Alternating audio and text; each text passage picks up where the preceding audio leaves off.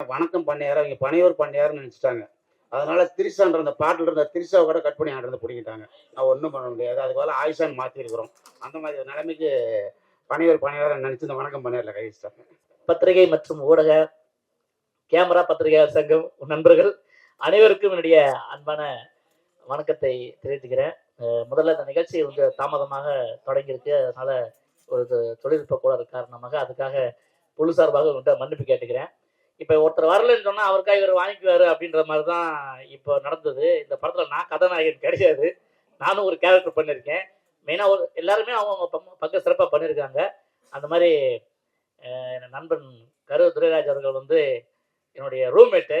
26 வருஷத்துக்கு முன்னாடி 99களில் நாங்கள்லாம் ஃபோட்டோ எடுத்துக்கிட்டு ஒவ்வொரு கம்பெனியாக ஏறி இறங்கியிருக்கிற டைமு.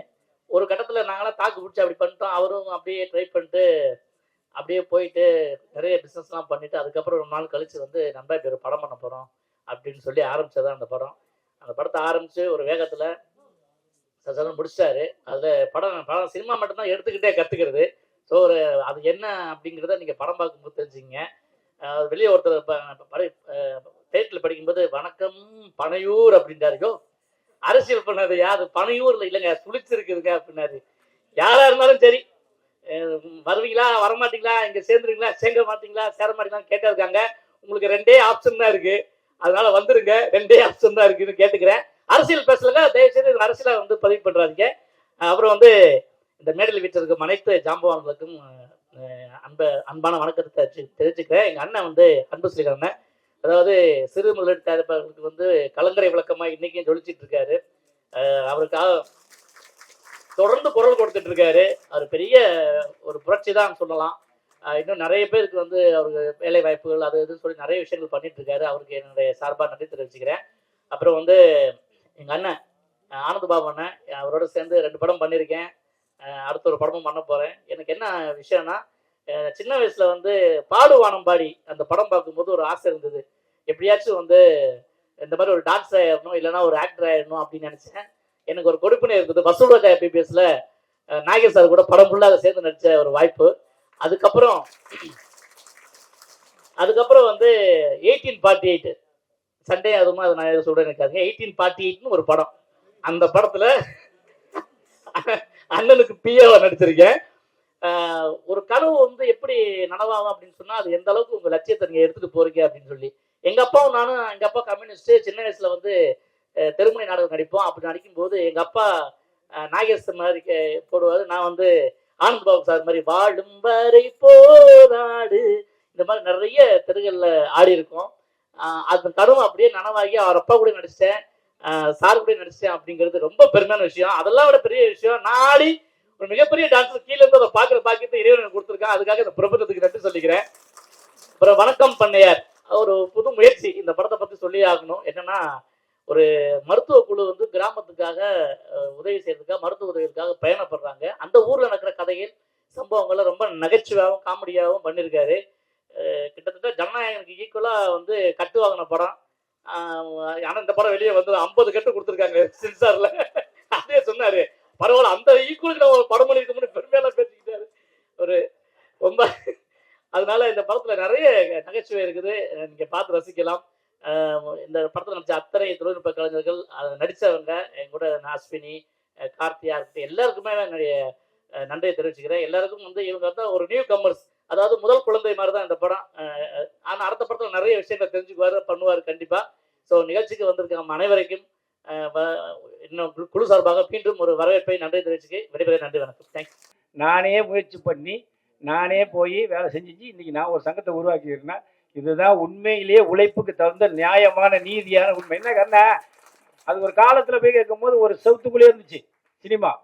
இப்போ உலகம் முழுக்க பறந்து வந்ததுனால இன்னைக்கு யாருமே ஹீரோ ஆகலாம், யாருமே டைரக்ட் பண்ணலாம், யாருமே நடிகர் ஆகலாம், என்ன செய்யலாம் பணம் இருந்தா.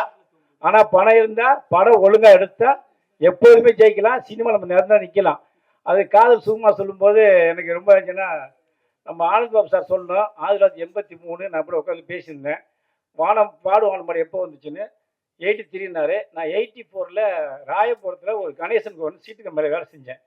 அப்போ இந்த டிவிலாம் பார்த்தீங்கன்னா இன்ஸ்டால்மெண்ட் கொடுப்போம். ஒரு டிவி, ஃப்ரிட்ஜு, இந்த ஃபேன்லாம் 50 பைசா வசூல் பண்ணுவேன். இதை ஏன் சொல்ல வரேன்னா, பாடுவானம் பாடி அங்கே நேரு பூங்கான்னு ஒன்று இருக்குது. அந்த நேரு பூங்காவில் நாங்கள் ரெஸ்ட் எடுக்க மாட்டோம் 1 மணி நேரத்துக்கு சாப்பாட்டுக்கு.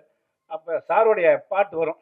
பாடும் வானம் பாடி மாடி வீட்டு ஜன்னல் கூட சட்டை போட்டு இருக்கு, அட ஏறி சின்ன புள்ள அம்மனமா இருக்கு, இன்று ரோட்டிலே நாளை வீட்டில் ஒரு பாட்டு பாடும்.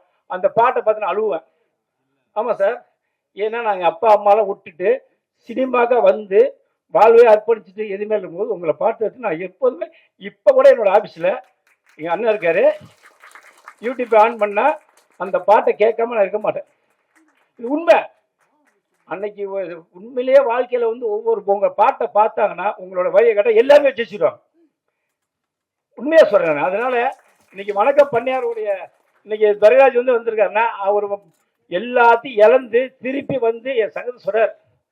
அண்ணா நான் எல்லா பக்கம் சொல்லி என்னுடைய எண்ணத்தை மட்டும் நான் விடலை, நான் சினிமாவில் எப்படியா சாதிக்கணுங்கிற ஒரே காலத்துக்காக தான் நானே சொந்தமாக கதையெல்லாம் வச்சு படம் எடுத்தேன் அப்படிங்கிற மாதிரி ஒன்றுமே சொல்லலை. சரிவா, சில பேர் திட்டுவேன், ஓ நீனே டேட்டுங்கிற, நீனே பிடிச்சிக்கிற, நீனே இறங்குற, நீனே ஆடிஷன் சொல்லும்போது இருவேன். ஆனால் இவரோட சொன்னார் பாருங்க, 30 வருஷம் கஷ்டப்பட்டு நான் வந்திருக்கேன். அதுமாரி ஒவ்வொருத்தர் வந்து அத்தனை பேருமே நீங்கள் சினிமாவாக வந்த நீங்கள் தான், நீங்கள் யாரா இல்லைன்னு சொல்லிட்டா நான் அந்த வேலையை அப்படியே ரிசைன் பண்ணிட்டு போகிறேன். ஏன்னு கேட்டிங்கன்னா உங்கள் மனசில் ஒரு எண்ணங்கள் இருக்கும், அதை நீங்கள் தெளிவுபடுத்திங்க.